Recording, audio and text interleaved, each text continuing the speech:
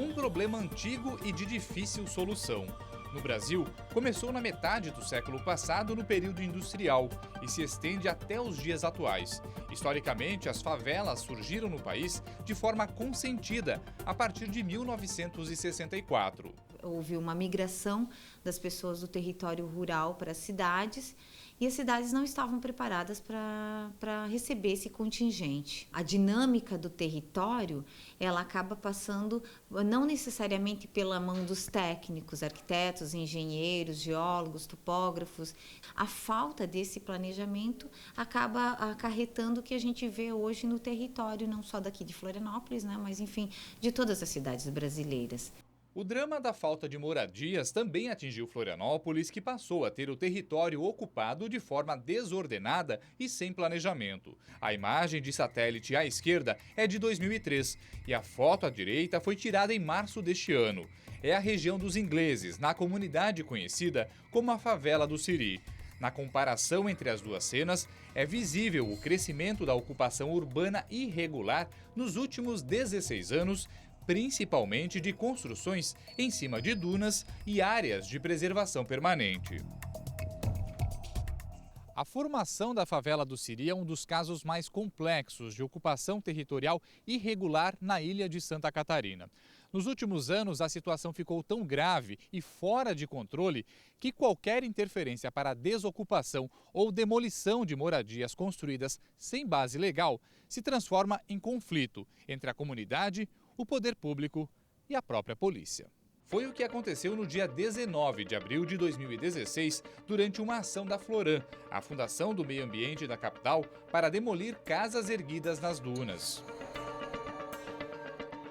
O clima ficou tenso quando traficantes que dominam a área e a própria comunidade fecharam a rua de acesso à favela com barricadas e começaram a jogar pedras e pedaços de madeira contra a tropa de choque da Polícia Militar, que revidou com bombas de efeito moral. Houve troca de tiros.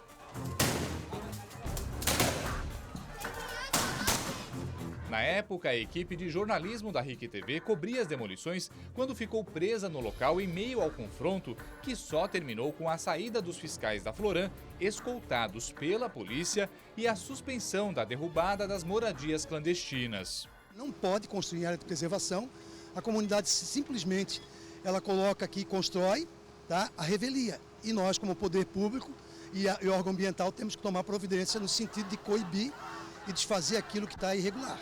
No norte da ilha, a prefeitura mapeou ocupações irregulares nos Ingleses, principalmente na comunidade do Siri, Cachoeira do Bom Jesus, com loteamentos vendidos ilegalmente, Monte Verde e Saco Grande, que apesar de serem bairros consolidados, registram construções irregulares morro acima, sem qualquer tipo de fiscalização por parte das autoridades.